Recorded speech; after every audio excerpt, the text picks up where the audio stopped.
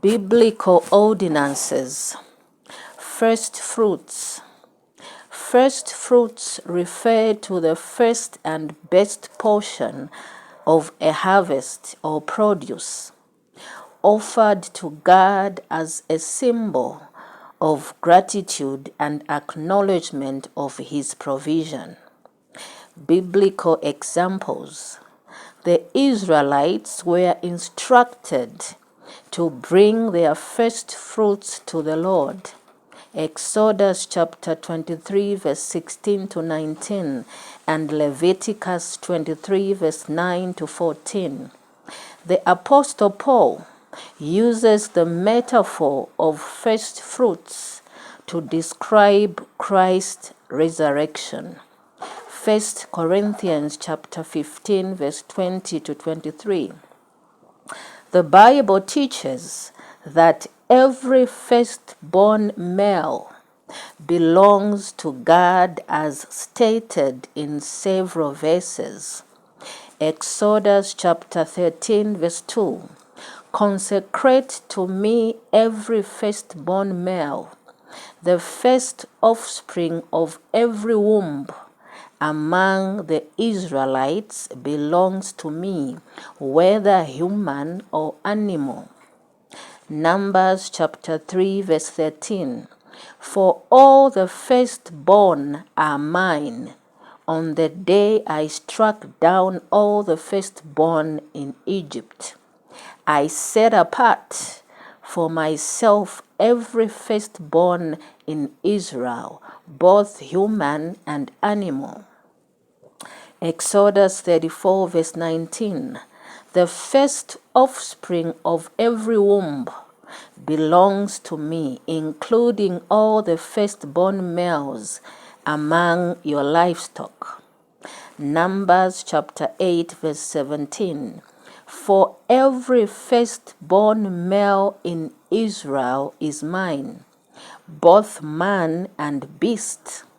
I set them apart for myself on the day I struck down all the firstborn in the land of Egypt. Luke chapter 2 verse 23. As it is written in the law of the Lord, every male who first opens the womb shall be called holy to the Lord. These verses emphasize God's claim over the firstborn, symbolizing His sovereignty and deliverance. In ancient Israel, families would dedicate their firstborn sons to God, often redeeming them through a sacrifice or offering. This practice acknowledged God's ownership and provision. Significance: acknowledgement of God's provision. Offering first fruits acknowledges God's sovereignty over all resources and provision. Psalm 24 verse 1 and 1 Chronicles 29 verse 14. Gratitude and worship. First fruits represent a tangible expression of gratitude and worship to God for His blessings. Deuteronomy 26 verse 1 to 11. Application today.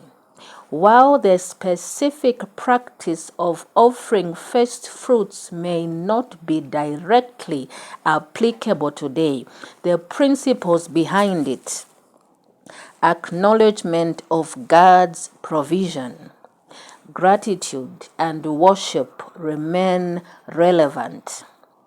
Giving to God. Christians can express gratitude and worship by giving to God through tithe, offering, and charitable giving. 2 Corinthians chapter 9 verse 6 to 7 and Philippians chapter 4 verse 18. Recognizing God's sovereignty, Believers can acknowledge God's sovereignty over all aspects of their lives, including their resources and possessions. Psalm 50 verse 10 to 12 and 1 Corinthians 10 verse 26. The practice of offering first fruits was a meaningful way for ancient Israelites to express gratitude and acknowledge God's provision. Today, Christians can apply similar principles by giving to God and recognizing His sovereignty over all aspects of their lives. This is Her Grace, Prophetess, Professor Smanya Abigail Carroll, PhD at Visions of Glory International.